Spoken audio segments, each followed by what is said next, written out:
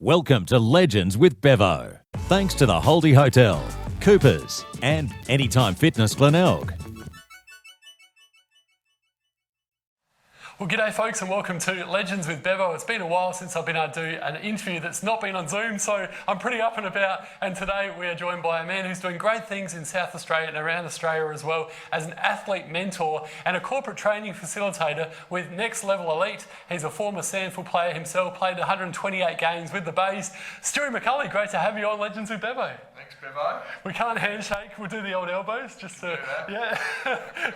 We've got some sort of distancing happening there, so That's we're right. okay. We're okay. All sanitised. So for the people out there, talk to us through Next Level Elite, the story and I guess how it's been affected by COVID-19. So Next Level Elite is essentially an athlete, started being athlete welfare and evolved into an athlete wellbeing and mentoring program which essentially looks after elite athletes from different sports. So evolved about 6 years ago, and the whole idea was that we get different people from different sports operating at a fairly high level, and that's not saying they're older athletes. I'm talking about athletes who could be teenage years, 14, 15, who are operating at this state. So most of the athletes that are part of our program are operating either at state or national level. So they have to do that to sort of be qualified to be part of it all. So we might have a 15-year-old gymnast starting at high school, working through. We've got 37, 38-year-old athletes who are also at the top of the tree, but have had to work hard to get to where they are. So yeah, essentially we support athletes to do what they need to do in their little space. So I'm not their coach, right? So I'm privileged to be I'm Switzerland, I'm the neutral party, so I'm not their coach, I'm not their parent, I'm not their teacher, I'm not their boss. So for me, my whole role is to understand the individual. So I work on the preface that if you don't know your people, you don't know your people. So my whole real guts is about understanding how people tick and what they actually need, because that changes week to week. So just interesting just now, just talking to one of the athletes, equestrian rider who's a dressage rider from up in the hills, a girl called Mary Nitschke, who's doing really well at the moment, currently ranked 19th in the world for her rankings in her age group.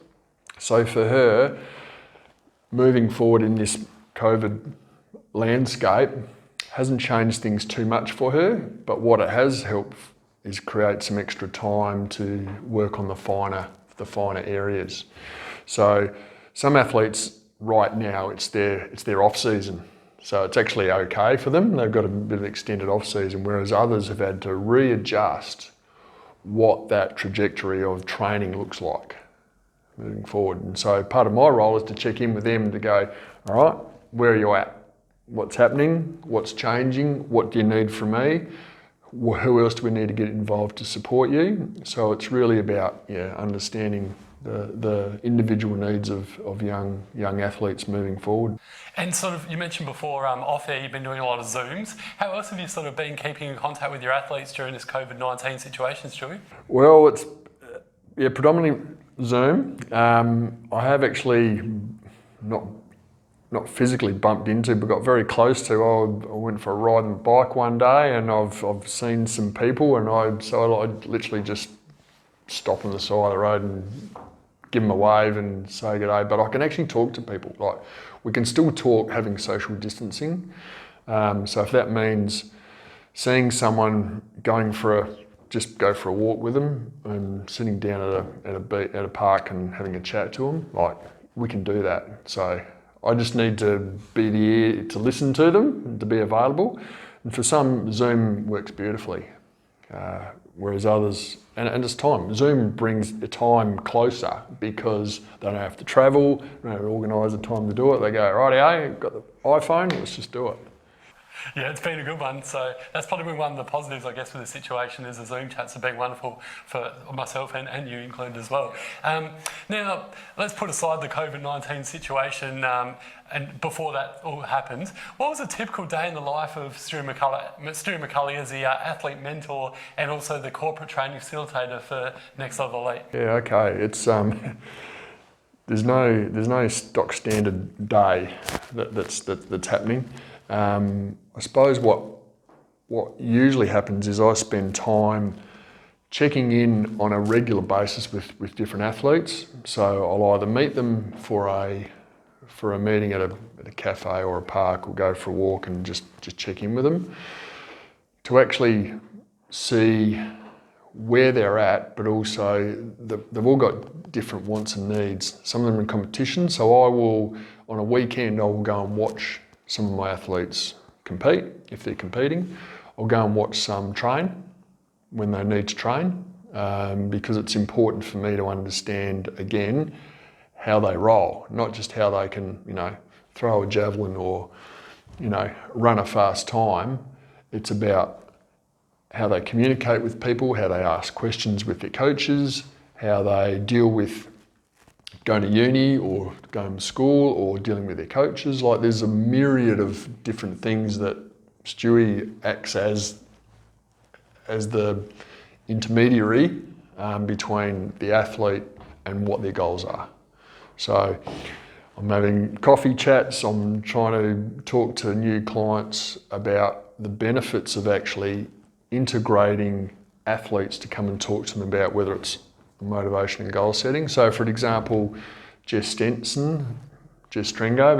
our Olympic marathon runner, who's one of our presenters in the program. So she talks about motivation and goal setting. So Jess has been part of some of the corporate training as well. So we can organise for Jess and myself to come to the workplace and set up with a group of different staff about what that means in their motivation. What are the different goals that they're setting? So that's been happening on a different basis with different athletes who have got that ability to actually chat with people, tell their story, but also it's training up people in their work environments to get the best out of themselves. A bit like what they're trying to do and what I'm trying to do. So we're actually all working together, and people get sport, right?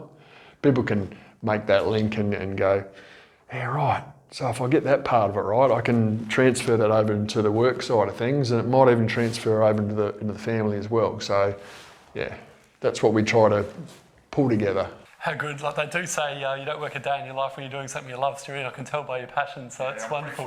Yeah, no, it's great. And I've actually had Jess Strengo now, Stenson, you mentioned before, I've had her and Darren Hicks, a couple of your clients, and they've been wonderful on Legends of Bevo. And if there's any of your athletes that are watching, I'd love to chat to them, and always up for promoting good people. I'm sure there's a few who will be itching to come and have a chat. I've got a couple in mind. Looking forward to it, mate. Now, also for the athletes out there, the budding athletes, or if there's parents or anyone else that's out there that's maybe knows of some people that might want to get on board Next Level Elite, how do they get involved, Stewie? What's the process? Yeah, it's pretty simple. Like we put out a few little posts through our social media, so whether it's through Next Level Elite on Instagram or Facebook, it's as simple as people can just contact me and just talk through what it is with their son or daughter or an athlete they've got in their coaching squad. Because not all athletes are actually suitable for it. So we run a 10-week program essentially, so once a week for 2 hours, where we have the guest presenters like Jess, and we have Stewie O'Grady as a 6-time Olympian come and talk about being at the top level for so long. So that happens once a week for 10 weeks, but then I do the one-on-one mentoring. So for athletes who don't think that they can fit in the 10-week session, I do a lot of one-on-ones with athletes who might be more of those high school type athletes who I will just meet with, once every couple of weeks and support them in their journey. So it's a matter of picking up the phone, saying good day, and just talking to me about the process, and then we can sit down and go, hey, what are you after and how can I help?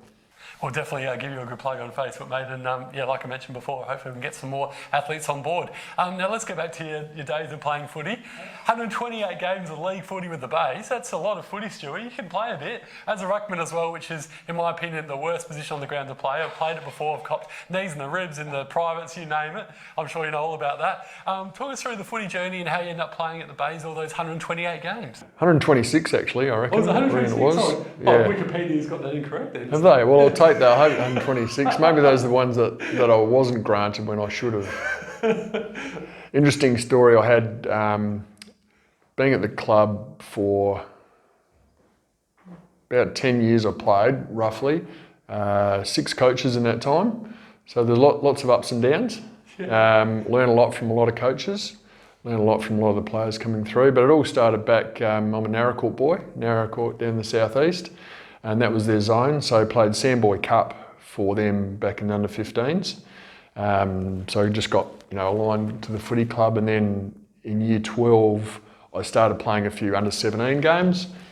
Early in the year, I used to come drive down on a Friday night and play some games, and wasn't working out so well for year 12.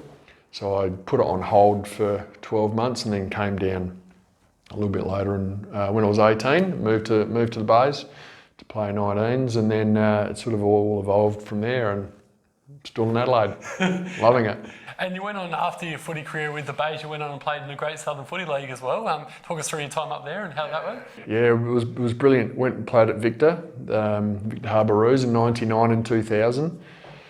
It's great to actually go back, having started. I played some A-grade footy as a youngster back in the southeast. Played for Kybybolite, so home of Lockie Neal and Jack Trengove, both from Kyby. Shout out to those guys and the well done. Guys. Yep. So it was awesome actually. So starting my footy career in country footy and then finishing it off in country footy. So I went down to Victor with a couple of mates, and we won the premiership in 99. So first year out, got the premiership. Beautiful. Second year, Stewie's body was gone halfway through. I said, that's it, I'm done.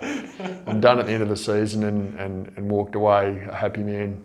Pretty happy to win a flag and then retire after that. A lot of footy players would be very envious of you, Stu, not to get a grand final win. So yeah, finally got there. Not SANFL level, but certainly it was a cracking competition down the Great Southern League. Really, really good comp, and with great people, and still got friendships with a lot of those people down there. You actually you mentioned something that I wanted to ask you about, because a lot of people do say the Great Southern Footy League is the best league outside of the SANFL, even better than the local amateur league here in Adelaide and the Barossa. Do you think it is the second best league, or too hard to say? Can't really comment too much, only from experience going down there, knowing that every week you're up for a competition, and I suppose because it's so close to Adelaide that there are some ex-SANFL level players playing down there, but country footballers, mate, tough. Very much. You earn every kick, and you're going to get a whack. And I haven't seen too much of some of the other leagues, so I can't compare to those, but I knew each week we had to work hard to win. Yes, I played a fair bit of footy with Birdwood up in the Hills Footy League, and going from playing in town up into the hills, you do notice the difference. Bigger bodies, and I reckon some of those guys eat steaks for breakfast, because that's some big boys out there. So, yeah. And in terms of your footy career, who are some of the best footy players that you played with and against as well, Stewie? Oh, I was pretty privileged actually. I probably look back now and look at some of the players I even was playing with at Glenelg. So I sort of came to Glenelg the year after they'd won 85 and 86 premierships. Okay, so I was training with the Chris McDermotts and the John Seabohms and the Salisburys and Maynards, and there was such a wealth of knowledge there, and a lot of those guys help instill a lot of those, I suppose, work ethic and values for me. I was under the pump. I remember John Seabohm, I was always in his group, like in pre-season camps, and he used to ride me, mark the ball and get the kick right. But it made me concentrate, because there was a level of standard.